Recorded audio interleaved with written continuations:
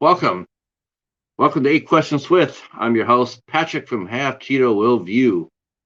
And today, Sunday, we are doing a very special interview with the legendary music promoter and manager, David McLean. Um, the guy's a living legend in the music business. He has been in the business for over 40 years. He is currently the manager of the very, very powerful and great band Placebo out of Great Britain. He is he's also a music promoter. He has put on festivals all across Europe and Southeastern Asia. He's done it all. He's seen it and done it all. Um, and he still has to fire for the work. Of course, he doesn't see it as work though. He sees it as a joy. And quite honestly, yeah, I understand that. Um, yeah, this is a powerful this is an honor for me, quite honestly. I mean, holy cow, Um, I wish if I would have had just like a thousandth of a career that this man has had in 40 years, I'd be very happy. Uh, we'll be talking to David about his career, including his. He says it was his 10th show, but wait till you see who the 10th show was and how it happened. This is a corker of a story. David also is an aspiring film director. He has been starting making films, including feature films. He did a documentary called Alt.Russia featuring Placebo as they toured Russia. He filmed every stop on along the way. He booked the band or managed the band, and he also made a documentary about the tour. Uh, he is also has written and directed a movie, a semi-autobiographical called Schemers, and we'll talk to him about what's there is the truth and what's not. I mean, yeah, semi-autobiographical means there's some liberties, but I don't know why, because his life is so freaking packed. It should have been just an autobiography, honestly. But we'll talk to him about that as well. Um, this is a special Sunday show. I don't know if anybody will show up for this, honestly, and don't take this the wrong way, but this is one of those times where it's like, I don't care. I get to talk one on one with a legend. I'll take it. If you're here along with me and you're watching it, more power to you. Because this is going to be probably one of the best interviews I'll ever get a chance to get. I won't get chances like this very often. So I'm very happy about that. Um, the only thing that's really killing me is I wish my buddy Jimmy was here, Jimmy Arsenault, and a few other music guys. Um, if you love music, this is an interview that you wanted to be a part of. To come listen to it. Of course, I'll be beating this to death on replay too. Don't worry about that. I'll be pounding this silly. You guys definitely want to hear this. Before I get into that, though, of course, um, this is a last minute interview. I booked this last Wednesday, I think. Last Wednesday it came together. So thank you to Rachel Michelle from October Coast for hooking us up. I appreciate it, Rachel. I appreciate your hard work. Um, it never fails to amaze me how we can sit there in the middle of the night swapping emails, putting something together. It's crazy, but yet it's not. It's old hat, right? Um, so I do appreciate your hard work, Rachel, for getting this through and for letting me have 45 minutes with David. All right. So before I get into that, before David gets here, I want to crack out the calendar and tell you what's going on here. Eight Questions With. So in about 15 minutes or so, we'll be talking to David McLean. And then on the 16th of March, the lovely Maria Owen will be here at 8 o'clock p.m. Women of Hornmouth continues. On the 17th of March, I should tell you this. Yes, I'm doing a double header today. So we're doing an interview with David today here in about 15 minutes or so, and then later on at 9 o'clock Eastern time, the Midnight Society on Al Licard's channel. I'll put the description down below in case you guys want to follow it through. We'll be tackling Friday the 13th Part 3 in 3D. Yeah, I do another show as well as this one, David. So we'll be talking about Friday the 13th Part 3. That's where Jason gets his masks, and we'll talk about that movie. It's a little different. Has some bumps and bruises on it, but we'll talk about that. So then on March 16th, we have Mariah Owen here at 8 o'clock. The 17th, the return of Christy Adams for Nightmare Toys. She'll be here on the 17th, St. Patrick's Day at 8 p.m. And then next Saturday, yours truly on the 19th is going on the road. That's right. Me and the Cheetah are packing up our bags and we're heading over to Gore Folks channel for the Gore show. We are taking a deep dive into Phantasm. That's right, the one movie that spooked the shit out of me, and that's the movie we're going to be talking about. So you gotta love that. On the 20th, of course, we're back on Al's channel for Friday the 13th Part 4. And then on March 23rd, back here, of course, we are interviewing actress, director, writer Destiny Soria, who has her directing debut is coming out pretty soon, called Christmas Slasher, starring Felicia Rose from Sleepaway Camp and Mike Ferguson from Amityville Uprising.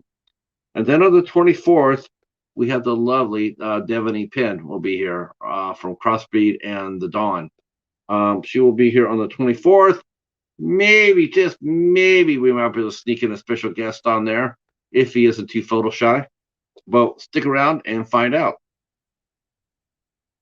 On the 27th, we'll see the Midnight Society return here. Have Cheetah will view. Yep, we'll be talking Halloween or Friday the 13th, Part 5. So that's what's been going on so far. So good month been going on. We'll be starting to work on April here at this week. And I think we'll have I think we'll have a lot of fun in April too. And then, yeah. So David McLean, like I said before, he's a legend in the music business. He's been working it for 40 years. An amazing man.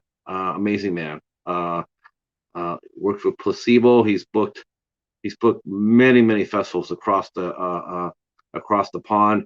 He basically handled all the American tours from the American bands going over to Europe, especially Great Britain. He's responsible for a lot of those. He booked a lot of those bands into their venues.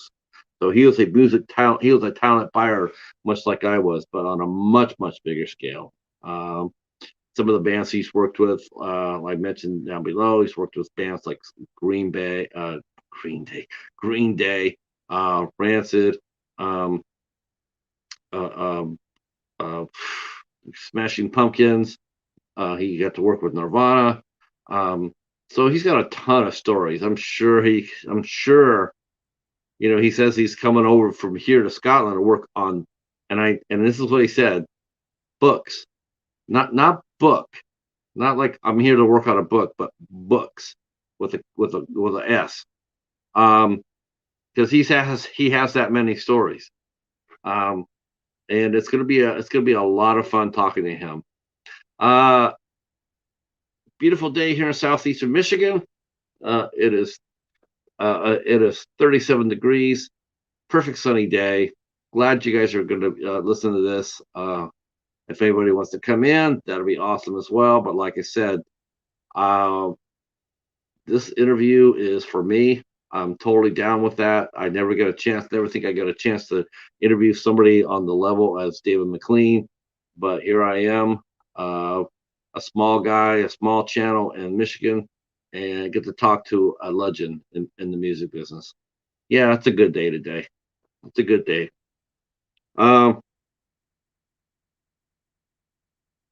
He will be here in about 6 minutes, and he will be on time.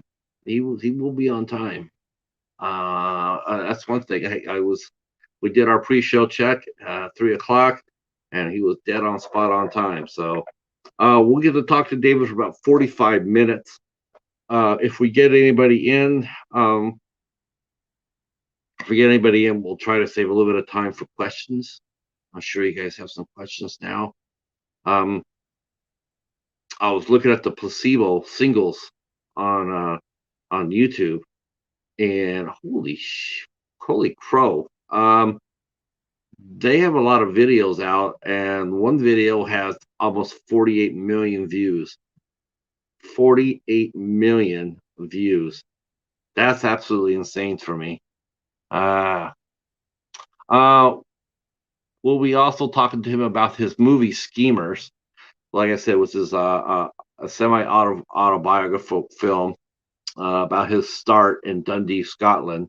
Um, the movie is, it's pretty charming. It has a kick-ass soundtrack to it. I tell you, um, in Britain, Scotland, both, and Ireland, they know how to put together a soundtrack. That's for sure. Um, so, but we'll be talking to him about the film, what it was like basically directing himself. Um, in the movie, he's directing actors who played parts and people in in his life. So, and we'll talk to him about that.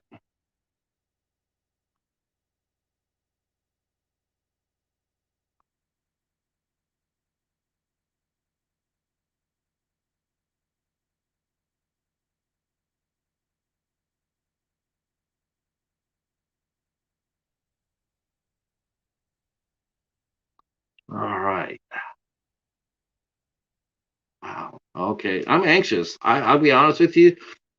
Some of these interviews that I do here, I won't lie to you. I get anxious. I get nervous, just like anybody else would. It is old hat in one respect. I'm not. I mean, I'm not. I'm not nervous per se. I'm just anxious because it's like, yeah. I mean, I can't wait to hear the stories.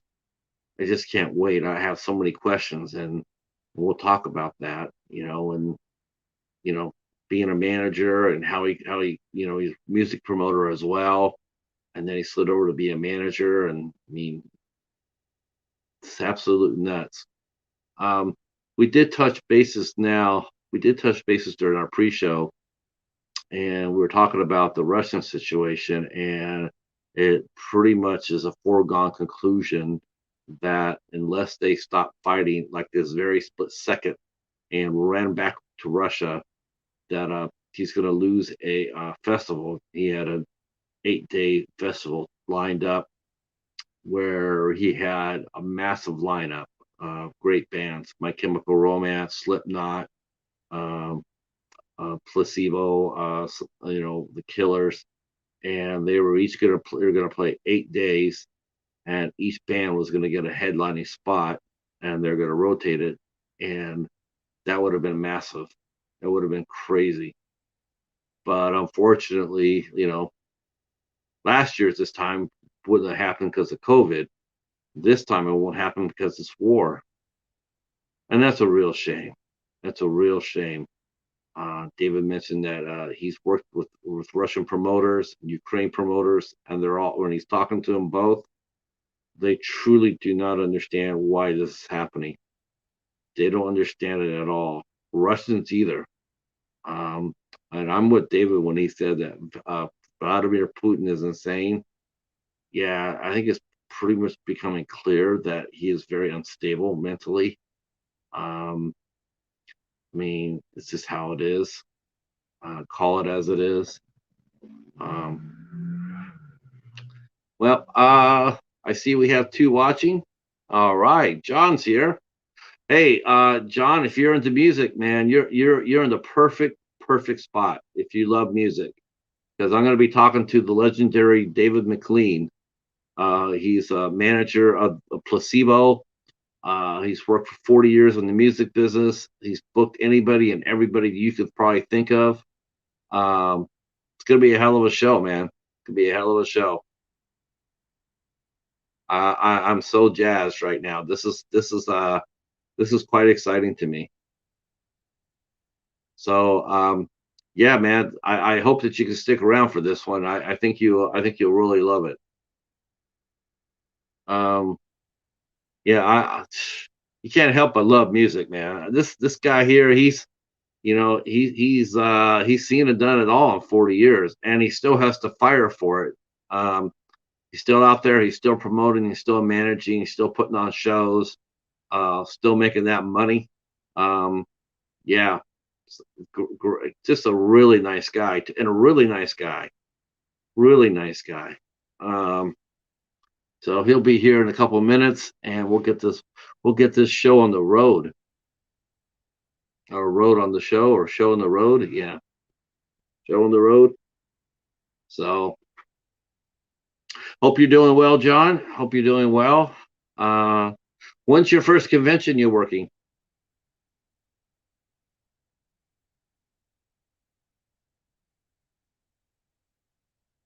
You're not doing? Are you doing Crypticon again this year in Kansas City? Are you going to be doing that again, or are you going to go down to Florida?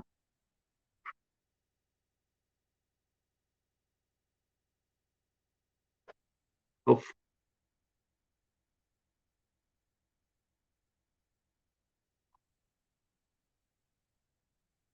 uh, May 13th, 15th.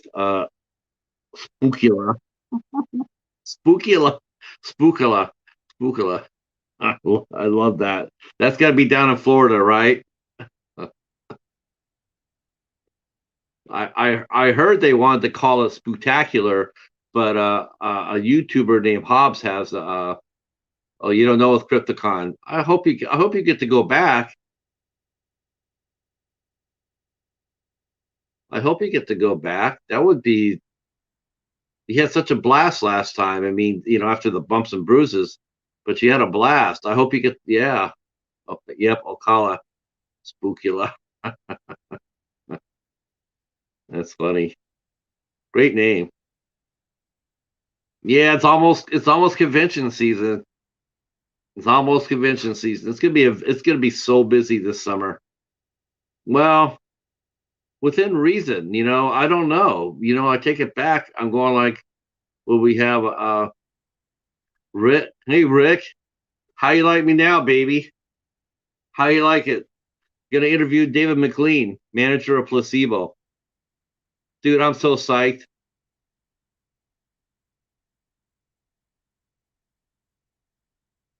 Man, that's a feather right there. That's a feather. Uh let's see, okay, you don't know if you want to. Yeah, still one in Minnesota. Okay.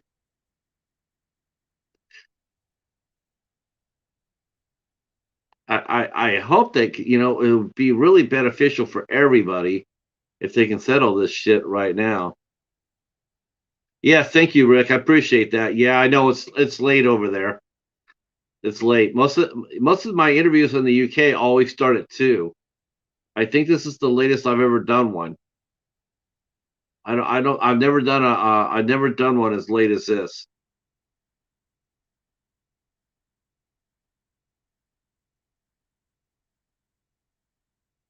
I know he was doing another interview before he came over for ours. I have a feeling he's probably, if he runs across anybody like me who he's interviewing with, I might be here for a minute because I know what that other interview was going, feeling like.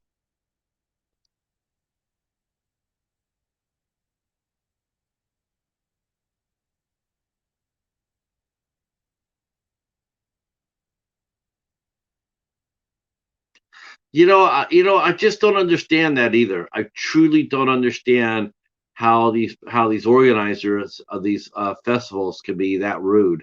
I really don't get that. It's like you're biting off it's like you're cutting off your nose to spite your face.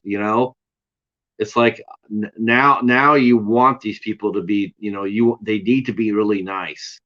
I mean, look, you already dealt with the pandemic.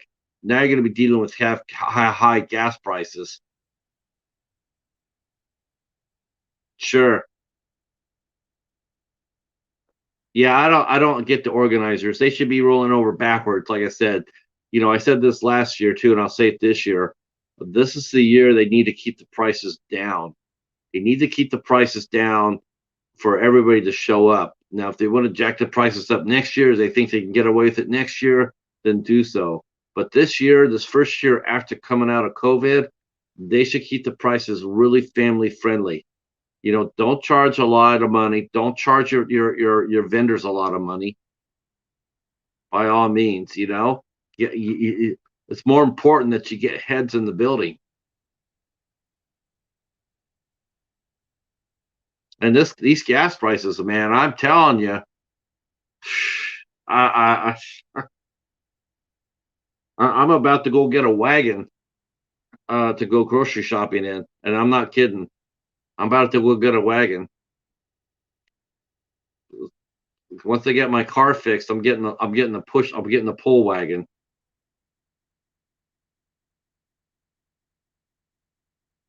Yeah, it's too expensive now.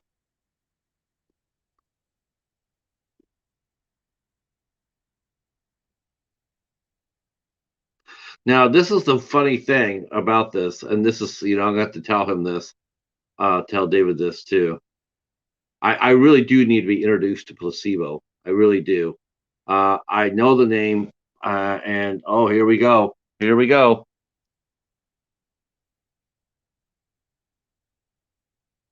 Good to see you, old friend.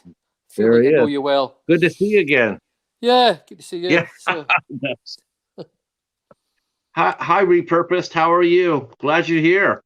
I feel honestly brilliant, mate. Blessed, fantastic. Good to be alive. Good to be in the game. Yeah, definitely, definitely. I was just singing your praises to the chat here. I'm just totally excited that you're here.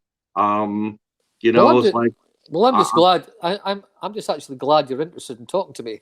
So it's good. Oh well, no, oh my gosh, the chance to talking with you, I couldn't live with that. If I get a chance to chop it up with you and to hear some of your stories, hell yes. Good stuff, mate. Good stuff. And anybody that says they like music, I don't care what genre they like. I don't care what I don't care. But anybody says they like music and don't recognize what you've done in your career, they're not music fans. Oh, they're not. Thanks. So, thanks a lot. So this is David McLean, everybody, and he. Why don't you go ahead and introduce yourself, David? Right, Dave McLean from Bonnie, Dundee in Scotland, currently residing in Bangkok, Thailand, but back here for a few days. Started promoting concerts way back in 1979 with The Only Ones. We're a great band, still a great band actually, Peter Perrott. And just got into promoting bands, The Cure, Simple Minds, Ultravox, Iron Maiden. Moved to London, booked loads of clubs, got a lucky break doing Nirvana, then ended up doing Soundgarden, Pumpkins, Rage, Stone Temple Pilots, White Zombies, whatever, all that. These bands, loads of great American, it was always American bands. Then drifted into management with Roxy Music and Placebo. And got a load of new bands still going. So although I'm Route 66, I feel 16, and music keeps you young. Music keeps you young. We're already getting a good friend Repurposed my way. She says, great to meet you, David McLean.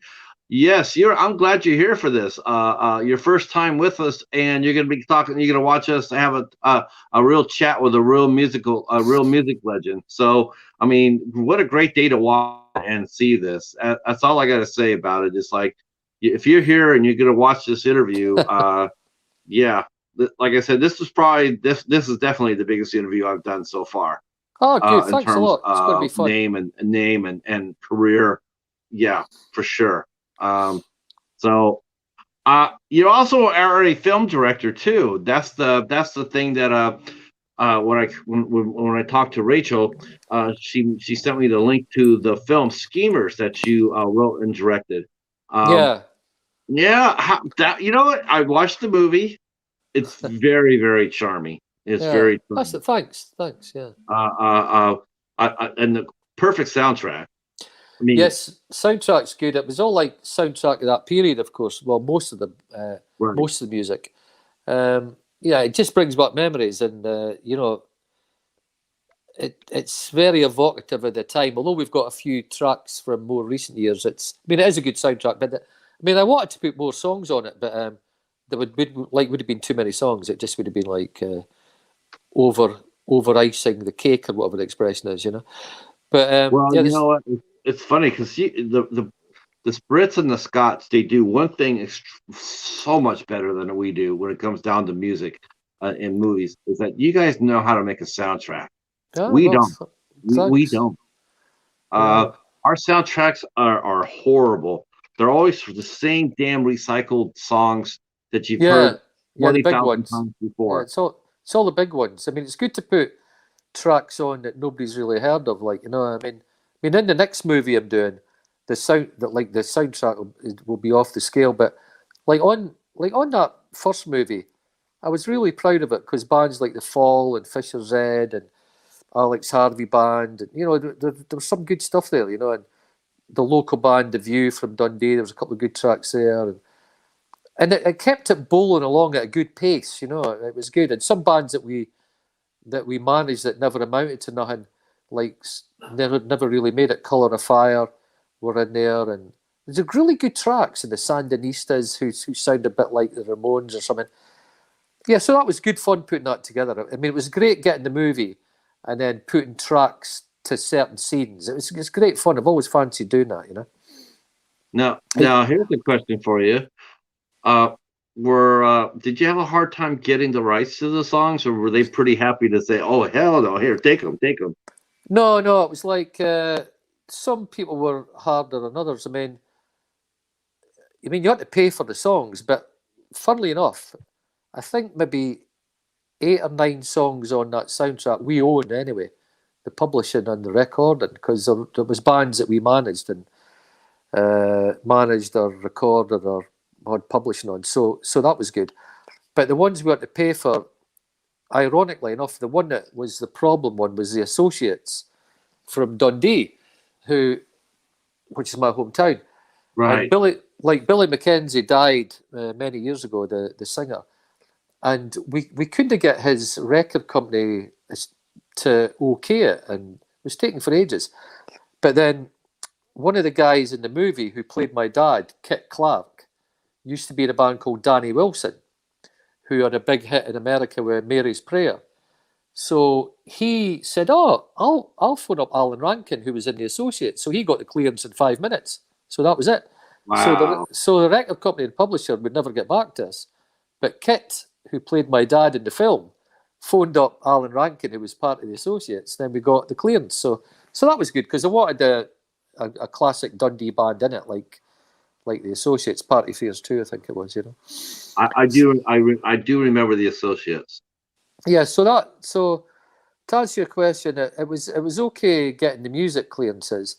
Trickier was getting things, film footage that I wanted that was just going to be too expensive. So I just couldn't get stuff for the montage that I wanted, that I really wanted, was going to cost like 20 grand for like a 20-second clip. So we had to, although that's in the Edinburgh Festival film version, because you get the clips cheaper for festivals, but for the release you need to pay more. But no, but all in all, it worked out okay. Yeah. I mean, now, you must have had a lot of cooperation though in getting the film made. I mean, what? I mean, just curious, what was your budget? I mean, did you have to raise the budget yourself, Yeah, I did or it. No, I did it myself with 5 friends. One of the guys in the movie, the character John, he put money into the film. My business partner Alex at Riverman, she put money in. My accountant put money in. My doctor put money in, and a friend of mine that owns Inverness Cali Football Club put money in. So there was 5 or 6 of us put money in. So that was it. That's where we got the investment. But then we shot it in 2 parts. The first director we had, I fired, and then I did the second part myself. So we had to reshoot loads of scenes, rewrite loads of scenes, and I mean, it was amazing how we got away with it. The first shoot was in May, which was summertime in Dundee, and it was like 80 degrees. It was brilliant. But once I saw the stuff that he'd shot, I just fired him and got somebody else. And then we reshot all the new scenes in January in Dundee, where it was -10. But luckily it was sunshine, so it looked like it was the same sort of time of the year. Although the actors were all freezing cold, like, you know what I mean? They all had gloves on and, you know, loads of jumpers, and they'd go and shoot a scene, and they would pretend it would be summer, but it was like -10. So we obviously went over budget on that, but I found the money for that and just did it because I wanted to do it, you know, and I wanted it to. I mean, I didn't want it to go out and just go on YouTube or something, or just sort of disappear. But Right. like when it came out and it went into cinemas and it went #1 box office new release in the UK, it was like, Jesus, that was like astonishing. And then we won 15, 16 awards, like all over the place, like, you know, Mexico, couple in America, Russia, France, Germany, Spain. I mean, it was good, you know. It was a nice feeling. I mean, you felt like you'd not let anybody down. You know what I mean? You'd kind of done the town proud, and that was the main thing, really. Were you surprised? Were you really surprised, though, David? Were you really surprised that you actually won these things? Because I mean, the movie really does a really nice job at, you know, showcasing your early days. I mean, it's, you know, Yeah, it's it was. a lot of But fun. It's a lot, you know, it's pretty much anybody who knows you and who doesn't know you. Uh, you know, a lot of these places. I mean, it must have been. It couldn't have been all that much of a surprise. You know, the film was well, really well made. I mean, yeah. Look, I mean, it does look good and that. But I used to like when I was in Bangkok, and and I don't really generally worry about anything really, but I was worried about the film because I kept thinking it could have been, it could be better, could be better. So I would go for these long baths with a big bubble baths and just lie there and thinking. I was thinking, right, what's the worst that can happen, right? Right, let's think. Well, #1, we've got an awesome soundtrack, right? So people can listen to that. #2, Dundee looks fantastic. It's yeah, photogenic. It looks great. And even if #3, everybody thought the script was absolute rubbish, at least they can look at something good and listen to something good. Then I would lie back in the bath and go, hang on a minute. And I'd go through 32 scenes that were quite funny. And I'd go, well, that's 32 laughs. I'm going to get 32 laughs at least. So get some laughs, good music, and a good scenery. So, yeah, we should be okay. So I felt reasonably confident. But when we went to Edinburgh and won the Best of British Audience Award, and then we're at Rain Dance Festival and we're up for Best British Independent, there was only 5 films up for it. That's when I began to think, wow, this is, God, I'm really proud of this. Like, you know, this is good. So yeah, it's weird when you do something and you put yourself up there and you're at the premiere and there's 350 people there, and you know, like 1 or 2 minutes in, if they don't laugh at the first joke, it's going to be dodgy, like, you know. But as soon as it kicked off, the first joke, second, and it just rolled, and everybody got a standing ovation for about 5 minutes. It was just unbelievable, you know. So it was a great night, great night. uh, you know, it's sort of hard. I don't understand how, because I was reading about the film. I was reading some of the reviews, and it really didn't jive really well with me because it's like a lot of people were poking, like you said, they were poking fun at at the dialogue or whatnot. But it's like, why are you poking fun at something that happened? That's how that's how it was. That's exactly how it was. It's just Yeah, recollection. It's like you're laughing, you're poking fun at something that actually happened. This is not a fictional story. This is a nonfiction. This is a yeah, it's just autobiography. true. It's all Yeah. true. So, It's all true. Yeah. yeah. I mean, I mean, I don't know. I mean, there's been a lot of good reviews and some bad reviews, obviously, but generally speaking, you know, it's been well received. It was a low budget film. It was my first effort. Um, You did a good job.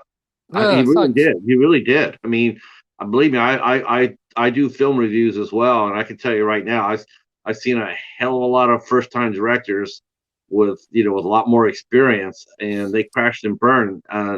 For you to come back from your background and being in music, I know you did one documentary with Alt.Russia, but but for your first time out and doing your own story, which is really, really hard if you really think about it, that's a really hard to do that, because it's like, how do you play it even? Because it's like, some scenes you gotta come across as you were, Well, yeah, young, immature, a little bit of an ass, you yeah. know. So that's it. I mean, and to be honest, I still am. I mean, we did about we did four documentaries actually we've done, but the Alt.Russia one was a good one. We did one in Angkor Wat in Cambodia, and we did one in Bangkok in an orphanage for human trafficking victims and all that. I mean, so we've done a few documentaries.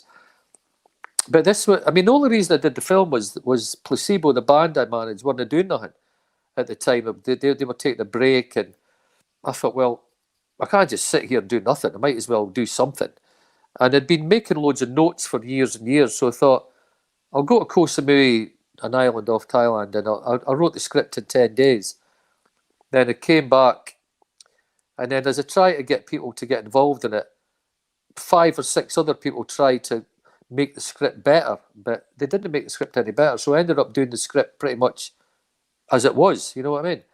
So, and then ended up having to direct it myself, then put the soundtrack on and this, that, the next thing. And a few people said, oh, this is his vanity project. But I thought, I was really annoyed at that, because the only reason it was a vanity project, if they call it that, is because I couldn't get anybody else to direct it, and couldn't get anybody else to co-write it, or couldn't get anybody else to produce it, So if you want to do something, you just do it yourself, don't you? So, and if people call it vanity project, they could call it that, but it's not. It's just No. Vanity project would have been coming across something where your shit don't stink. Like yeah, everything I do, it's like, I get the girl. I beat up the bad guys. yeah, yeah. All that. But no, you showed yourself. You showed your warts. I Oh mean, yeah, I mean, you as a young man. I mean, some of the, like, strong arming the church. Extorting the church. I was like, wow, man, tell me that. And then letting that really sweet nurse, yeah, well, Rona, go slip through. Tell me. I gotta ask. Are you in touch with her today? no, she won't know who she is, because that wasn't her name. See, there was a different name. The that was an amalgamation of two girls, really, but Okay. leaning towards one. But I met a guy in Dundee, funnily enough, last time I was back about 5 or 6 months ago, and he stopped me when I was walking along the beach, as you do in Dundee, in the Broughty Ferry. He says, Dave, I saw the film. The film was really great. I said, oh, cheers, George. He says, tell me, he says, the lassie Shona, was that really? And he mentioned another girl's name. I went, yeah. He says, I thought it was. So it was really based on another girl, yeah. But no, I've never been in touch. But I didn't even know if she'd seen the film. But anyway, so that was that. Right. So I want to talk. Let's talk some music too, because obviously, I know we talked about this briefly, but I want this to go out for everybody, because I absolutely love this story so much. The Iron Maiden story. That was your 10th. You were starting to book bands. You're starting to book bands around. Now, you didn't have one club. You were booking bands at different clubs, right? I mean, Yeah. whoever could have you. So yeah. So I get that. So you're so whatever venue would let you you could get whatever venue you could get, you could book a band into. Yeah, So exactly. Yeah. yeah. So tell me about the Iron Maiden show. I mean, well, but they must have been just starting out as well, or just coming off their first. Were they coming off their first record, or Yeah. It was their first album. We'd done yeah, gigs with we used to book bands from this guy in Edinburgh called George Duffus, who had an agency called George Duffin, Cosmos Agency. So we did like The Cure, Ultravox, Simple Minds, The Vapors, Specials, Madness, Selector, stuff like that. And we never really knew who they were. We just listened to John Peel and we thought, oh, that sounds good. Or we'll Red Enemy or The Melody Maker or The Sounds. So we booked these bands. And it was weird because before we started booking bands, we just used to do discos or club nights, right? Right. And we'd pay a DJ £50, and we'd make £1,000. So in our new business model, we started to pay bands £500, £1,000 and make no money. it was good. But it was, Isn't it like that though? Isn't it like that? yeah, but it was good for getting the girls and kind of make us look famous, like, you know. So it was like really funny. So our great business model of making money, we turned on its head entirely and started losing money copiously, like, you know. So then we had to make a lot of money back to pay somebody back that we borrowed money from. So that's when we thought, we'll need to book a big venue and book a big band, and we got Iron Maiden, and who I'd never really heard of, to be honest. And Yeah. but then I checked out the sounds, and there were the Sounds magazine. There was a buzz on them, and they were going to have an album out, and blah blah blah. And you know, and anyhow, we got a gig with Iron Maiden, and I never even looked at the contract. I mean, the contract came to my house, and I literally stuffed it under the sofa with all Do my you still bank. have it? No, I don't think so. My bank overdrafts and final demands for electric and gas. I just stuffed it under there, and that was it. And then it came the day of the gig, and my dad, he was really funny. He said to me, "Son, you've got a band on at the Cairn Hall on Thursday night or something called Iron Maiden." I went, "Yep." He says, "I've just looked in the cupboard. There's about 200 posters there." I says, "Yeah. I'll put them up. I'll put them up tomorrow." He says, How is anybody going to come to a gig if nobody knows it's on? This is my dad telling me this, right? So me and him were going to put up posters the night before the day of the gig and stuff like that, getting the glue and going over Dundee to do it. Now, how old were you when when the show hit? About 22 or 23 or something. So we're doing that, and then it comes to the day of the gig, and then I suddenly go into the venue, and I know how many tickets we've sold. It's like 200 or something, right? And it holds 2,400. And I go in there, and I've been having these nightmares for like weeks coming up, thinking, this is going to look shit. You know, it's going to look terrible.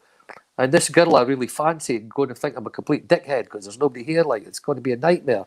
So, and then of course the manager rolls up and he says, "Dave, where's the crew?" And I look at him.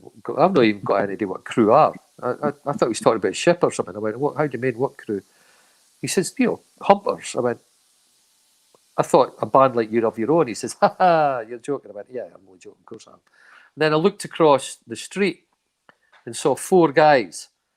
I went, "Right, that's my boys." So I went and run across them and says, "Much on today, boys? What's happening?" "Nothing really, you know, a couple of junkies, like, you know." I said, "I've got a job for you, 15 quid, right? Come on, you've got to help me in with this stuff." So that was the crew sorted. And then he said, "Where's the breakfast, the lunch, and the dinner?" And I went, how do you mean?" He says, "Catering." You know, that was a big word to me, catering at the time. Catering. Yes. He said, "Yeah, for 30 people, you know, 30. or maybe 20 or 30. It was a lot anyhow." I said, "Oh, I'll be here. Don't worry about it." So I ran up to the phone box, phoned my mum. I said, "Mum, I need a favour." And she was always used to be getting it to scrape. She went, "What is it now?" I went, "Well, I need you. I come down to Cairn Hall, cook breakfast for 20 people, then lunch, then dinner." She went, "Where will I get the money?" And she had this huge whiskey bottle. Not she drank whiskey, my dad did. And it was empty. And she used to fill it with pound coin, notes and fivers or tenors or whatever, to save up for a holiday. I says, "Mum, break open your holiday fund." And she went, "What?" I went, "I'll break it open." So she broke it open, went to Asda, the supermarket, came down, did all the meals. My dad came, buttered the rolls. She was doing the bacon. Then they did the lunch and the dinner. It was like ridiculous, like absolutely brilliant, you know. So it was a family effort. And then tell me after that though. Tell me after that you became fanatical about the contract. the contract was like I was just I was looking at the contract for the rider, you know, and like going through everything we had to get, and it was like, you know, 2 bottles of vodka, 48 cans of beer, you know, the hot meals, this, that, and the next thing, and it was like, well, I had no money. So anyhow, my mum did all that, and then the band arrived, and the manager said to me, so how's the tickets going then? I went, oh, great, awesome, fantastic. He says, what was sold? I went, oh, hard to say, but it's going to do well. So we'd only sold 200. So we went to a record shop signing with a band, and then we went to a pub called what's it called? Can't remember. Some pub across from the Cairn Hall. So anyway, we're all sitting in there, and the band was saying, is it going to go well? I went, yeah, it's going to go great. And I'm thinking to myself, 200 people in a 2,400 is going to look diabolical, right? It's going to be a nightmare. Horrible. We might as well all get fucking drunk and just roll up there and see what happens. So anyhow, we come walking round to the venue, and there's this massive queue snaking all the way around the city square in Dundee. And I thought, what's happened? So we did about, say, 200 or 300 advance and did about 11 or 1,200 walk up, which is like, you never do that today. That doesn't happen today. But we did about 1,200 on the door. So we had about 1,500 at the gig, and it looked absolutely brilliant. So the gig ended up amazing, right? It was amazing. But what's not in the film is we made money on the gig and we split the money. And then I went to the casino and lost all my money at the casino. Yeah, I was going to ask you about that. Is that something that you don't do that today, though, do you? No. But I did it back in the day. I used to be mad on the horses and that. But in real life, we divvied up the money we made. The band got paid. I went to the Tay Centre. We went back to the Tay Centre Hotel, and I happened to overhear Rod Smallwood mention what his room number was. So I put all the drinks on his bill, and we pissed off to the casino, me and my mate Scott. And we'd made quite a bit of money. And anyhow, I lost it all, and I had to walk home to Whitfield housing scheme where I stayed, which was multi-stories, graffiti, glue sniffers, drug addicts and all that. Yeah. And my dad, who'd helped me, and kept saying, you're going to do good, son, you're going to do good, and blah, blah, blah. And I went in, and I used to share a room with him in this crappy place we used to stay. And he was sleeping, but he kind of roused him. He kind of woke up and he went, so how did the gig go, son? I went, I did great, Dad. Pretty much sold out. And he went, oh, awfully proud of you, son. And I just turned to the other side of the bed, and I just felt, what a loser, like, you know what I mean?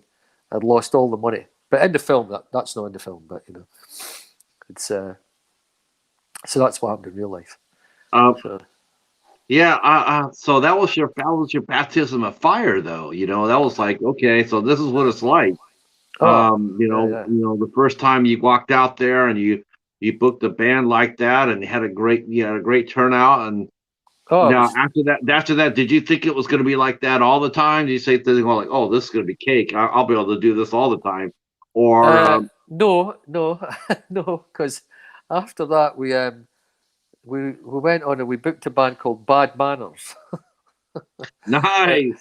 We booked them at Irvine Magnum Centre in Irvine, right? And they were on Top of the Pops, the TV program. They had a track called Lip Up Fatty that was a big track, and it was part of that, you know, selector specials madness sort of vibe. And we booked this 1,500 capacity place, and we only sold 100 tickets, right? 100 tickets. We went through there the day before the show, and we had 100 tickets sold, right?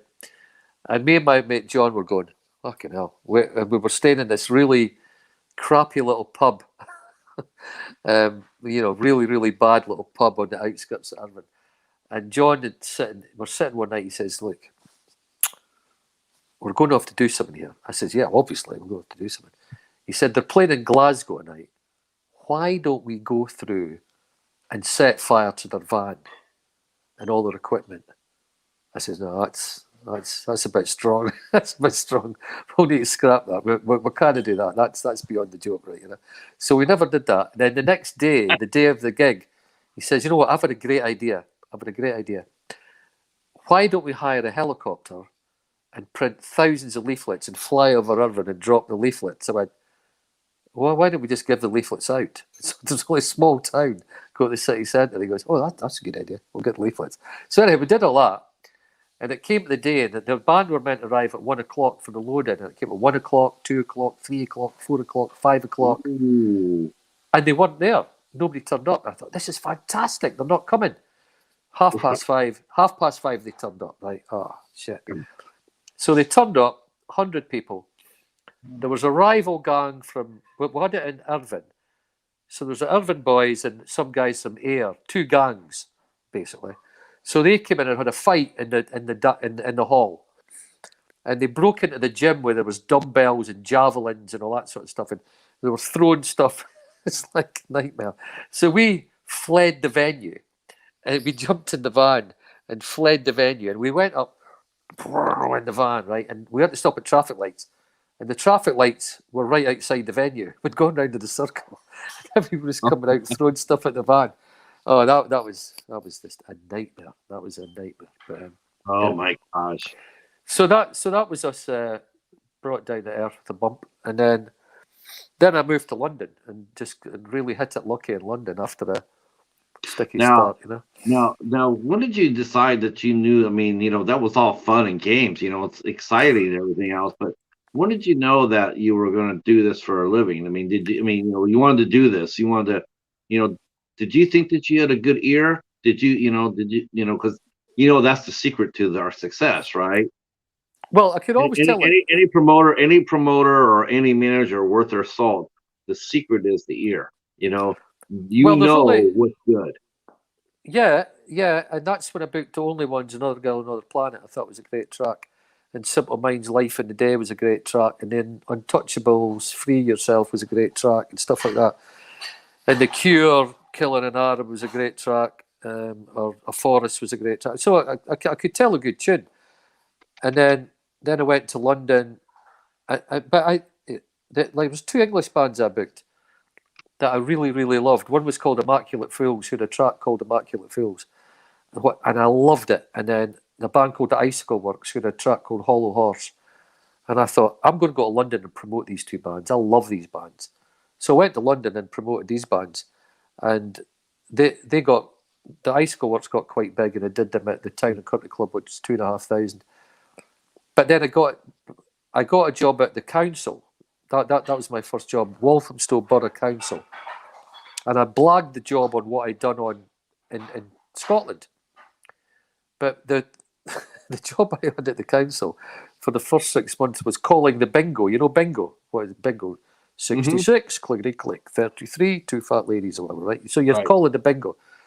And I was also doing cabaret acts that bands, like people you'd never heard of, like Orville the Duck and, Keith Harris, Orville the Duck and Max Bygraves and Cannon and Ball and Little and Labs, these cabaret acts, It was like, okay, this is a nightmare. And the wrestling and, all just rubbish stuff. And then I got my chance to book the bands I wanted to book. So it was really weird because there was a lot of sort of coloured people in Walthamstow, like black kids, Indian kids and stuff like that. So I started to book loads of black acts like Spirit, and was it Black Uruhu, Misty and Roots, Aswad, reggae bands. And then I would book kind of real indie bands like Linton Kwesi Johnson and Wedding Present. And so I was booking all that sort of stuff. And I ended up getting fired, because and I booked to Indian discos like Bhangra discos for all the Indian kids. Used to get 2,000 Indian kids at a Bhangra disco. So I was right into the culture. They fired you for that? Yeah, because I was too kind of radical. Although I was taking the piss slightly because I went into a meeting once with my boss and I said, what we should do now, we should put on a big festival in our park we've got, Sunsplash, Sunsplash Reggae. And he said, but he said, well, that's going to be even more kind of sort of people that, we didn't want that sort of people. I went, no, we do, because that's our audience, Sunsplash. I said, so basically, I'm going to go to Kingston and sort out the bill, and I need a budget. I need like $5,000 to go there and sort it all out. He says, but Kingston, it's only 6 stops on the tube. I said, no, Kingston, Jamaica, not Kingston in London. He thought it was meaning Kingston, which is a place in London. So, but I was wanting to go to Jamaica and meet Bunny Wailer and all these guys, Dennis Rodigan and fucking Max, all the reggae boys. So I got fired basically, and that was that. And then I ended up at King's College, which was great. Then his son Jacob Marley, was it Jacob or Zeke Marley? But there was Yeah, he had a band. He had a band that he went out. We did those guys. Yeah, reggae is like that was that's a okay. Musically speaking, absolutely gorgeous. I'll give you that. But Well, but killer on a bar, a kill a not very oh good. yeah, yeah. You'd never get in on the bar.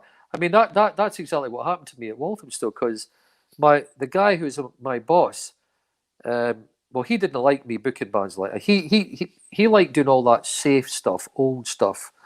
He didn't really take into account that the ethnic makeup of the community was Indian, Jamaican, Afro-Caribbean, whatever. And I wanted to cater to them because I liked all that music as well, like you know. Sure. But then I remember I went to see the bar manager because the bar manager at the council they made their profits on the bars obviously, and we made our profits on the tickets. And he said, "Well, we're never going to make any money on the bar because they all just smoke joints and that." And I went, Yeah. "Well, they drink a lot of Red Stripe." He says that we didn't drink. Yeah, hell yes, David, they certainly Yeah, do, man. yeah. Oh my God, yeah. I said, I said, just get yourself a shitload of Red Stripe and then you'll see much you shift. So he Hell just no, that's exactly right. yeah. So he brought in a couple of thousand cans of Red Stripe and we made a killing on the bar as well. So it kind of worked out good. Yeah, that's the only time. That's the only time we ever. Well, it's the only time we ever got red stripe was Yeah, whenever we had a reggae band on. Every time on the rider, like go get the red stripe. It's yeah. Just the get only the time Red we Stripe ever had it. sorted. So it ended up quite well. Then I just ended up getting fired from that and had a couple more gigs in London, and it just kind of all took off after that. Really, I mean, I sort of had to go down to come up again, you know. So Yeah, I got fired from my first large venue. what was I that? booked it. Yeah, I booked a venue called Club Oasis. It was a 1,200 seater, and I went in there and I got fired from that because I was Why? really because I got after the press because we used to have a magazine in San Francisco called Bam Magazine, Uh-huh. and I worked in San Jose, and they would divide the Bay Area up into quadrants, and they send a writer out to cover that area. Well, the writer they sent to us never covered us. They never All right. covered anything that we did. And so the one time she did come in there to watch the show, it was the first time anybody had seen her. And Uh-huh. I lit her into her. I just blew her up. I'm like, why the hell don't you ever write about us? Yeah. Where are you? You're never here. You never something, it's like you're worthless. Mm. And so my boss got a little irritated and he says, well, you gotta apologize to her. I'm like, the hell I do. Yeah. I'm right. He says, I know you're right, but you're also wrong. And he says, you have to apologize. I said, no. And he says, okay, well, that's it. So And that was you gone. Well, that was it. Yeah. my second job I got fired from was at King's College, London, which was amazing. I don't know if you've been to London, but I used to book King's College in the Strand, Chelsea College in Chelsea, and South Kensington. So I had three venues, all 1,000, and all these great areas. And I booked loads of great bands. It was really good fun. But I got fired because I booked the Pogues. I really wanted the Pogues. Do you know the Pogues? Oh, yes. Yes, certainly do. And the agent Derek Kemp, I was trying to get the Pogues for ages. And in these days, you didn't email an offer or text an offer. You had to phone or talk or something like that. So I was trying to get them in. I was never getting an answer. And he phoned me up and he says, Dave, I've got a band for you. And I went, what is it? He goes,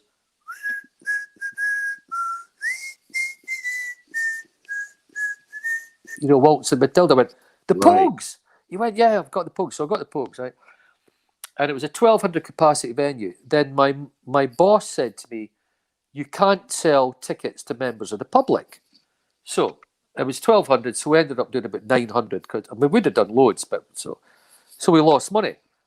And she got angry at me, saying you lost money and blah blah Why blah. couldn't they sell to the public? Oh, just the rules of the student union. So I had a big mobile phone, the size of a brick, and she was berating me, and then she walked away, and I threw the mobile phone and hit her on the head. So I got sacked from that was me sacked from King's College, and that was a great job because I used to have the Shaman, Cheeses Jones, Icicle Works, Curtis Mayfield, I think I had him, and just loads of people.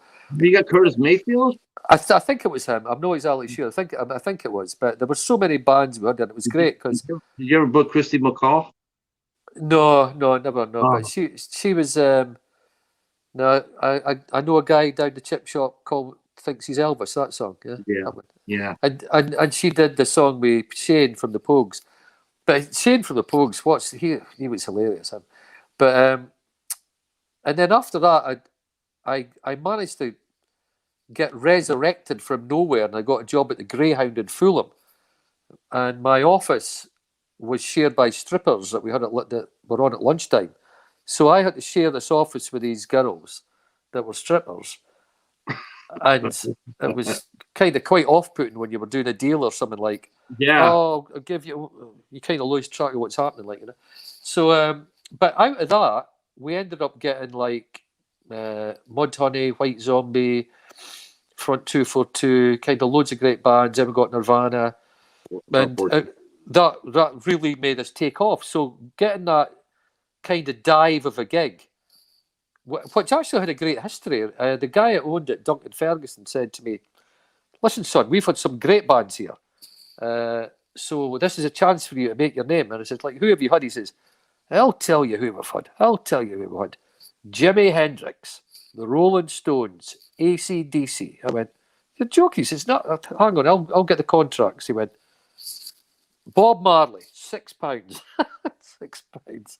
He showed me all these contracts, the bands that he had, like Bob Marley, Jimi Hendrix, and so I thought, wow, this is a legendary place, really. I mean, although I feel like I've gone down a few divisions from booking these trendy venues in Chelsea, Kensington, and the Strand, I'm now in Fulham, but I'm in this venue that's got this history. So we built the Greyhound up into an awesome venue. Then we got the Underworld in Camden and did Rage Against the Machine, Green Day, loads of bands up there, and it just all kind of took off. Now, when you got the American bands, were you negotiating with their agencies across the pond? I mean, were you calling CAA, William Morris, and talking to their agents, or did they have their agencies in England? No, they had their agency. We booked Green Day from a guy called Martin Horn. We booked Smashing Pumpkins from Martin Horn. We booked Weezer from Martin Horn. We booked Nirvana from Russell Warby, Mudhoney from Russell Warby. You know, what was the other one? Screaming Trees or something. Loads of bands. Soundgarden was John Jackson. So it was all like English agents. It's when I went to Bangkok, I had to start with American ones, you know. Then I would book some bands from America, like Chris Dalston at CA or Marlon Succi or something like that. Did you suffer? Did you find yourself? I mean, because working with an agency was always dicey. You know, it's like in America, a lot of times the same agent you would talk to this month would be gone the next month. The turnover rate at an agency in America was pretty high. Oh, well, it was pretty constant in the UK, though. I mean, because I worked with the same agents for years and years on bands. That's good. But I had a big fallout with a couple of them because I was promised something and it never materialised. So I never worked with them again. And it's the subject of that film. And when I did the big festival in Bangkok, it's a revenge film, but it's too complicated to go into. So the moral of the story is never really. Agents. There's only a few that you would really trust. Although, one big manager, I think it might have been Irvin Asoff, said, a manager can never be best friends with an agent because you're never going to get the best deal. I can't remember exactly the way he put it, but he's right, actually, because it all gets a bit cozy, like, you know. You know what I mean? Yeah. If you're all mate. You had to keep it separate. I mean, a promoter and agency can get cozy. I mean, I saw that. I had a couple of relationships with a couple of really good agents, and I mean, sometimes they was just. I mean, I had one from Monterey Peninsula, Paul Goldman. He used to call me up to chew the fat.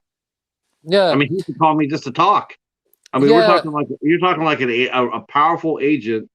I mean, and the reason why he did it was because his partner, who was a younger partner, him and I got into it because he had promised me train. Right before they popped, he promised me train for a residency, yeah, and so I got one show out of it. He's supposed to owe me four. I got one show, and then he was going to pull it because they were popping. And I called up and says, "That's not what you said. We have a deal that they were coming down to play four shows, and we ended up going into a screaming match. The gentleman who fired me from the Oasis rehired me well, uh, right, because he loved my ear. So he rehired me, and I came to work at a 1,000-seater called the Edge, and that was this big club. And he came walking up, and he hears me, and he never heard me yell. He never heard yeah, me yell. Here I am. I'm yelling on the phone. I'm going, we're because he's saying the same thing back to me, right? I'm going like, you said this, he said this. Fuck you, fuck you. I mean, we were yelling at each other. He goes, who the hell are you talking to? Oh, Frank Riley. yeah, He goes, his eyes went like this, and for a minute there, I thought he was gonna like, oh boy, but he didn't. He didn't. He says he waited to after I was done, and then he says, what was that about? I said, this is what he did to me. And he yeah. said, oh, really? This is what he did to you. He gets on the phone. He calls Frank Riley back up, and he lights him up. He lights him up. Paul Goldman calls me up, and he goes, I'm really, really sorry. And then Yeah, you get some. Oh, kind of lost you a bit there. You still there? for like 30 minutes. He goes, who are you talking to? I says, Paul Goldman. I says, what about? He says, he called me. He just wanted to talk. Yeah. So you can have a relationship, but a What? manager and an agent. Ooh, you're right. I mean, Yeah, it's just kind of tricky. Although I had a great friend called Steve Strange, who was agent for Eminem, Coldplay, Queens of the Stone Age, who died a few months ago. But he was our first agent for Placebo. He was a great guy. We had great fun with him. And there was an agent called Mike Hink who I booked a band called Ja Wobble, and I lost a good bit of money on it. And he said to me at the end of the night, he said, "Look, I'm sorry I lost money on that. You can do the next Morrissey tour." I went, "What?" no, I'm not joking. I said, "What? The next tour?" He said, "Well, you lost money on tonight." I went, "Yeah, but I never promoted Morrissey in my life." He says, "Oh, do you want to do it or not?" I says, "Obviously." So he gave me yeah, he gave me 18 shows on Morrissey just wow, because we'd lost money, and I thought, fucking hell, that's like unusual. You know what I mean? That was like crazy. It was great, and it worked out brilliant. Every show sold out, and I've still to this day I'll never understand how that happened. But wow. so you do get these odd moments. Amazing. You got 18 days out of Morrissey for one bad show? Yeah, we Ja Wobble. I mean, Let let and that's absolutely true. So yeah. so we did that tour, which was great, and just so lucky. I mean, our agent for Placebo is he does Guns N' Roses, Fleetwood Mac, Rage Against the Machine, Tool, Pumpkins, fucking who else? Loads of bands. And I used to book bands from him. And when I booked bands as a promoter, he was a fucking bastard to get bands from because he used to screw you to the floor like. But now I'm a manager and he's our agent. It's great. so, we're like, but it's fantastic now because I always used to say, if we ever manage a band, I want Rod McSween to be our agent because he is a fighter. He'll get you every penny. You know what I mean? But when you're a promoter trying to get a band Yeah, from him, it was like fucking nightmare. You know what I mean? pulling teeth You, pulling yeah, teeth. Yeah. you're going to get nailed to the floor, like you're going to get your ass kicked. But What did you ever have any? Did you ever have any encounters with a band where you as a promoter, did you ever clash with any of the managers? the You ever managers, did you ever like road managers? Did you ever have to battle them? well, who did I meet? Peter Mensch a few times. He was okay. Andy Gershon, who managed Smashing Pumpkins, brilliant guy, fantastic. Pat Magnarella at Green Day was brilliant. Um, kind of most of the managers were always really good, to be honest. I mean, it's only at a kind of lower level bands that are coming up think there's something that they can be a pain in the arse, like, you know. Yeah, yeah. The really big managers, They're, they're like mellow. Andy Gold at White Zombie, fucking amazing guy. He, like, Ted Gardner, who used to manage Tool, who died Jane's Addiction died a few months ago. He was great. All these managers, I got on brilliantly. Andy Gold, who managed White Zombie and all that sort of stuff. When I first went to LA, I was at a big conference thing, just standing myself, looking like a bit of a spare part. And he come up to me, he says, "Oh, you didn't look like you know anybody. I'm Andy Gold, managed White Zombie." I says, "I'm Dave McLean, Riverman." And he says, "What do you do?" I says, "A few bands, like, you know, do Nirvana, actually." And we were just breaking. He said, Dave, come on, I'll introduce you to He introduced me to everybody. He's an English guy, fantastic. So got a lot of time for him. So answer your question, no, all managers at that level are good, but I think Yeah, some of them coming up think a lot of them are they've got really young. They're yeah they really got young themselves, you yeah know. they got to prove themselves. They think they need to be a real smart arse and be arrogant and all that.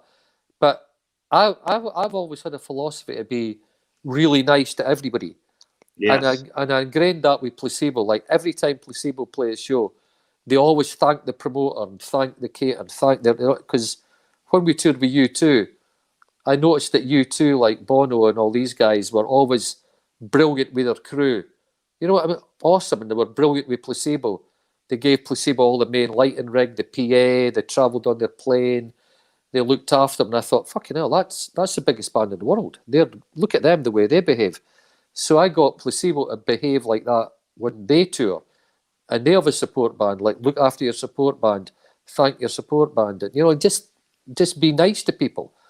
And I hate people that are arrogant in this business. I just not got any time for them, you know. There's no room for it. No, There's no room for it. I don't know exactly. why. I never understood. You know, we always got accused of being too nice. Me and my partner Jimmy. He was the head buyer. I was the assistant. But Yeah, we always got labeled with that, David. We always got labeled with the you're too nice. You know, and it really wasn't. You know, and a lot of times people mistake kindness for weakness yeah, in business. which is wrong, because I tell you one thing: we never lost the band. We stopped promoting gigs. We did about 20 Green Day gigs, 20 odd Foo Fighter gigs, 15 Nirvana gigs, Pearl Jam gigs, Rage Against the Machine. I mean, everything. We never lost one band. Not one band manager would come back and say, "Get rid of them. They're rubbish." We always kept the band. It's only when we stopped the company that we stopped promoting, and we just got into management, and we just did the occasional festival or whatever. So How yeah. did you slide into management? What made you go into management? Well, when Kurt Cobain died, we thought, we're never going to get a band as big as this again. So why there's no point. You know, we had festivals booked, like 50,000 capacities and all that sort of stuff. So we decided to get into Are you talking about the gray? Are you talking about Greyhound? There was you maxed out Greyhound. You're never going to get. Yeah, I can understand that. no. It's like when we got Nirvana, we did all their tours when they came to Oh, England and Scotland, England and Wales, and we had gigs booked to, like, Milton Keynes, 80,000 people, and then Kurt died. We thought, we're never going to get a band as big as this again. So, because they were the biggest band in the world at the time. So then we thought, we'll just get into management. Luckily, we got the Placebo thing. But we obviously got out of promoting too early, because when you look at it now, Green Day are still headlining festivals. Rage Against the Machine are headlining festivals. Tool are still doing arenas, and Smashing Pumpkins are doing arenas, and all these bands that we used to promote are still going strong. So we got yeah, promotions. We probably got yeah. out of promotions too early. But then again, um, management's been good to us, because Placebo have been a brilliant band to manage, and they're headlining loads of festivals, arena tours, playing all over Latin America, Europe. I mean, they're as big as they've ever been, if not bigger. Ticket sales are flying out the door, you know. So What it's worked out fine. what is your impression and be honest here? What's your impression of the British press, especially the music press? Do you Well, there like isn't it a. or not? I don't think there is any British music press, is there? I mean, It used to be a music press, but all the press is pretty much gone. Yeah. It seems to be the last few NME things I've read seem to be a bit more on it than it was for a few years. It seemed to really go downhill.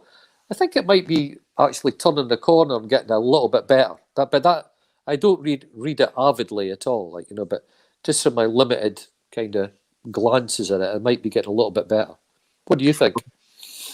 Well, I mean, we still have really just as far as I know, we still have Rolling Stone, but if you read Rolling Stone, you know that they're always 5 years behind everybody. I mean, they really are.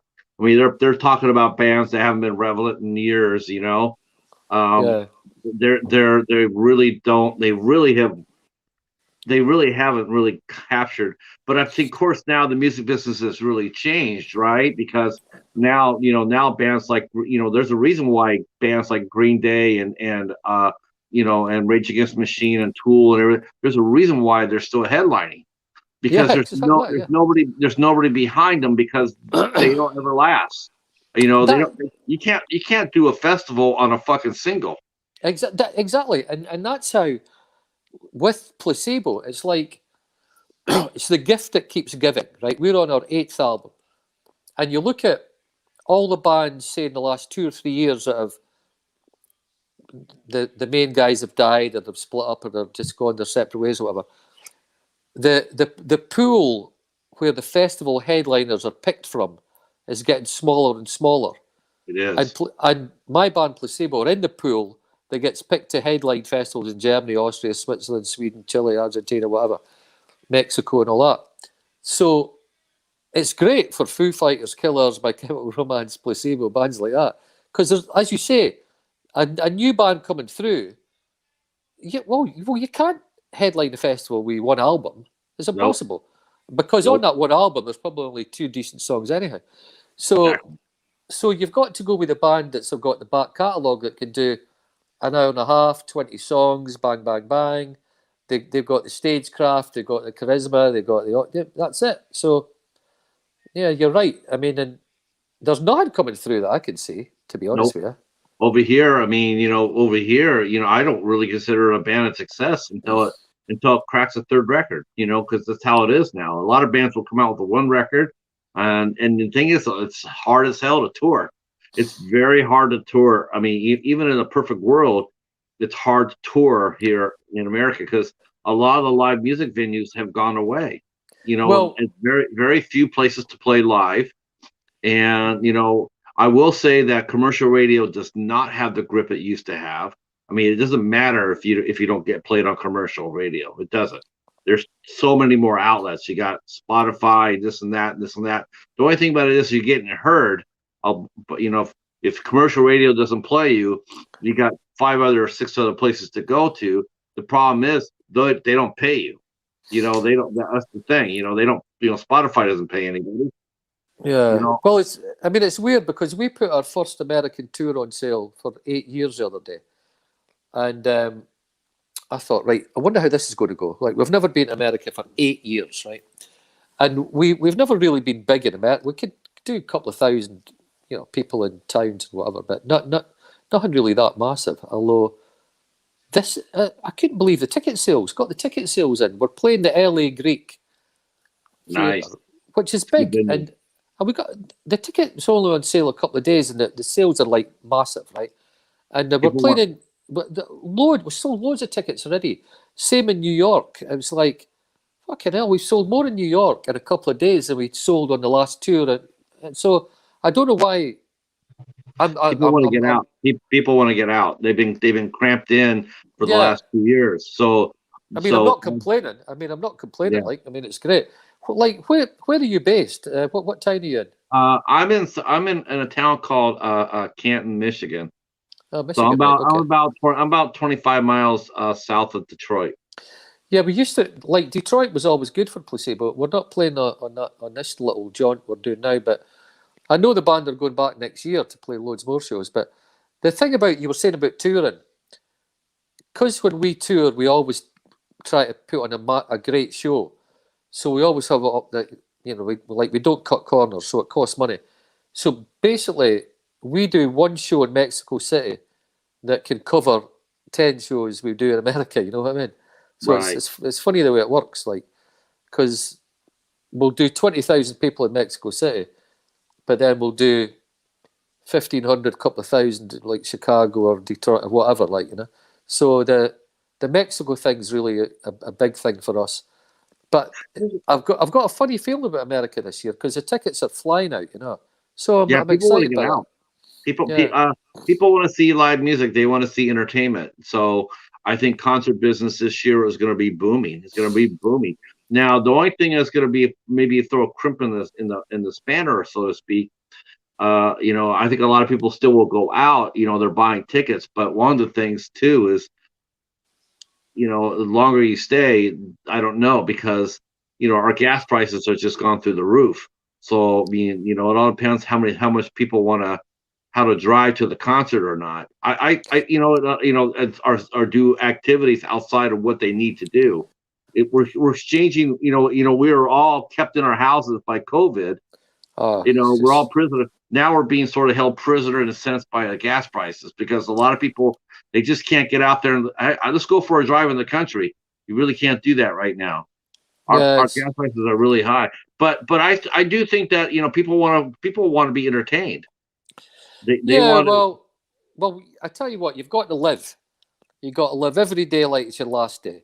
I mean, 3 weeks ago, there was people like me and you and I, whatever, sitting in their houses quite happily in Ukraine, going about their business, going to the shops, going to the movies, going to gigs, going to the restaurants, going to bars, taking their kids to school.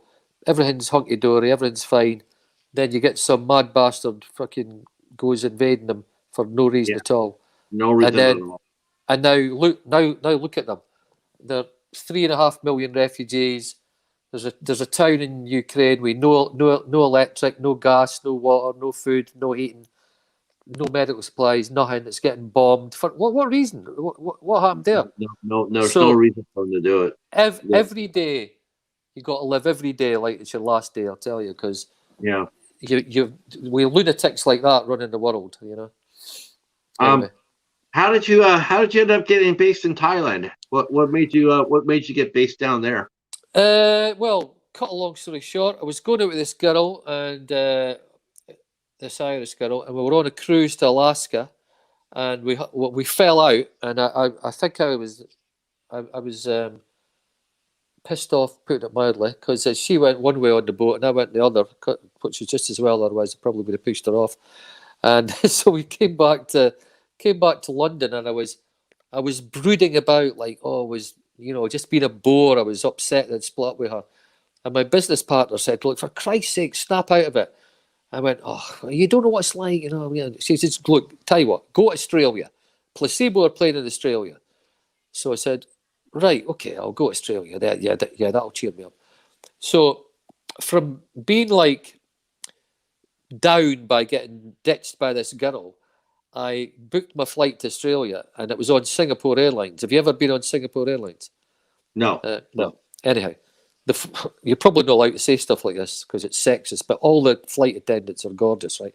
So as soon as I got on Singapore Airlines, I went, "Whoa, that was me cured of my cured of my broken romance," right? So I went to right. Australia, had a great time, and then on the way back, I stopped in Bangkok, and I thought, "Fucking hell, Bangkok's amazing! What a buzzing city! This is amazing!" And I thought, what do we do in Southeast Asia? What do Placebo do? Where do they play? They only play one place, and that's on the way to Australia, Singapore. And they only get about 20 grand for a club or something. This is like 20 years ago or something, right? So I thought, I'm going to open an office in South, because I'm bored going around Austria, Germany, Switzerland, France, Italy, Spain, all the usual places. I thought, I'm going to open an office in Bangkok and crack the Southeast Asia market with Placebo. So from getting 20 grand just on a stopover going to Australia, we built up the market to getting millions, doing 12 shows like Indonesia, Singapore, Taiwan, Hong Kong, Malaysia, Bangkok, Thailand, Philippines, this, that, the next thing. So we built up a circuit, Japan, Korea. Sure.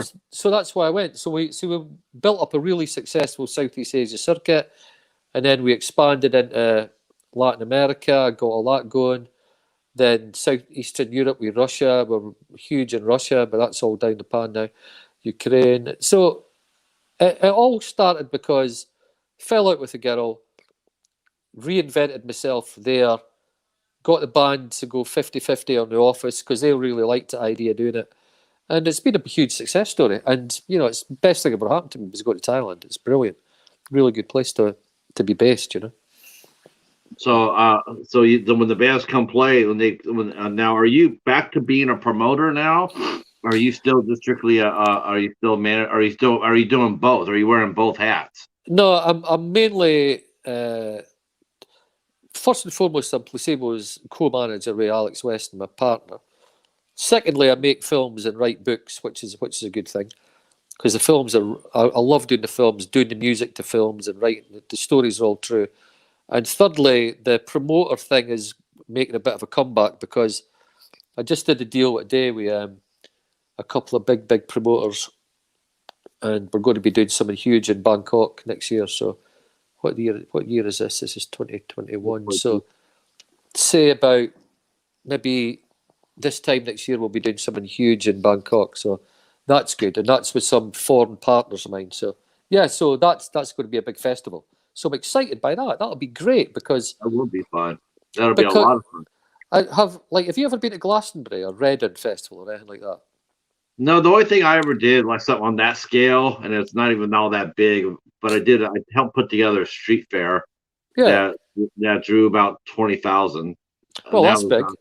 That's big, but it was all right. Yeah, a lot of local bands come out and play, and and it was a lot of fun. People just walked around and saw different locals, and it really, but nothing. No, I haven't done anything on your level. But I'm still doing the I did the small venues. I did the biggest venue I ever booked was a 1,200 seater.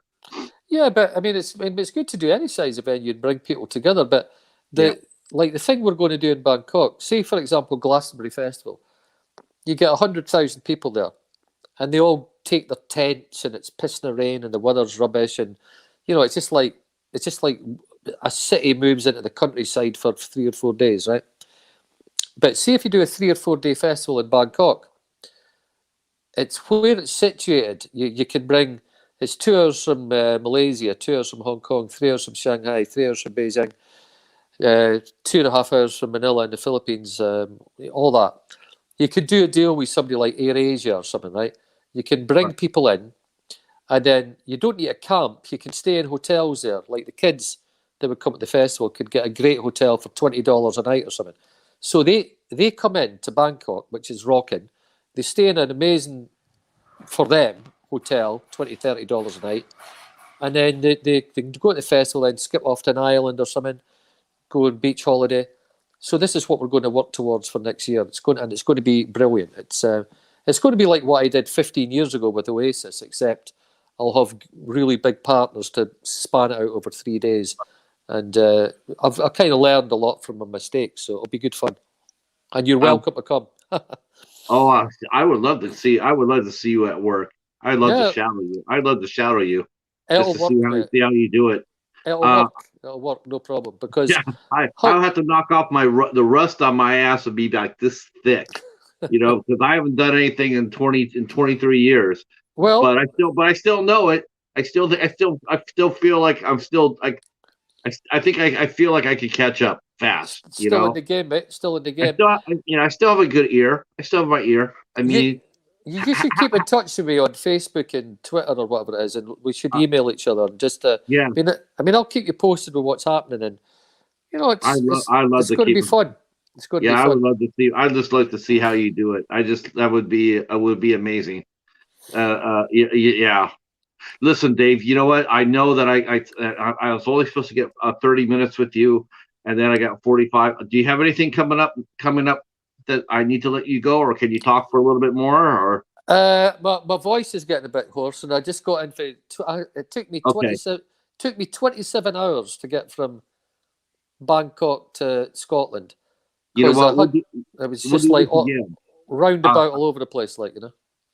We'll do this again. We can do this. I can do this with you without going live. You know, we did before pre-show. So if we Yeah, ever want to talk, we could just do this in the future. That that'd be would be great, man. an honor. It'd be an honor. Well, I'll let you go so you can rest up your voice. well, if you've And got one more question, if you got one more question, then that's fine. It's just I feel I'm getting hoarse. I do got one question for you. Other than Placebo, Uh-huh. what has been the best band you ever saw in your career? The most fun, the best band. Well, been so many. I mean, Mm-hmm. I'll give you three: Nirvana, My Chemical Romance, and The Killers. There you go. Yeah. You know, Nirvana actually played at the venue I had. It wasn't me. There's an interview. I'll send it to you. There's an interview that I did with my friend Natalie. My friend Natalie Freitas. She booked Nirvana before, right when I think Bleach came out, and Yeah. she booked them at my little the little club I worked at. She was like I think she was like 3 bookers ahead of me, and so yeah, they played with Mudhoney on Oh a yeah, Monday Montana, yeah. night and in front of 30 people Yeah. and Marsugi's. And I'll tell you this story some other time. But Nirvana, yeah, I would have loved to see them play. I would have loved to see them play. Yeah, Good, good. it was just more the. Oh, there's so many great bands, but I mean that was exciting. There's more the excitement factor in the. It was just like a amazing experience, and like Yeah. the Killers, I just love the Brandon Flowers and he's total charisma he's got, and My Chemical Romance, I just love the vibe of them. So I'm going to see them when I come back as well. So yeah, but it's been a great chatting, but I'm definitely getting hoarse now, so I'm going to go and give a gargle. Okay, but great Yeah, talking to yeah. you, and thanks for Thanks the so chat. much, David. Real pleasure, real honor. I really appreciate it. And I'll look for you on Facebook. I'll find you. Top man. Good luck. All right. Okay, take care, mate. Thank you. See ya. Cheers. Bye. Bye. That was good. To everybody in the chat, thank you for showing up and supporting the interview. I appreciate it. As you can see, the man is a freaking legend. Um, I'm blown away. This has been amazing, amazing interview. I can't thank David McLean enough. He's got a movie out called Schemers that'll be out. I'll be posting a review of it shortly. I hope that you enjoyed it, and I did too. So I will see you later tonight at 9 p.m. on Al Lecard's channel. We're doing Friday the 13th Part 3 in 3D at 9 o'clock Eastern Time. Thank you so much, and we are out of here. Peace.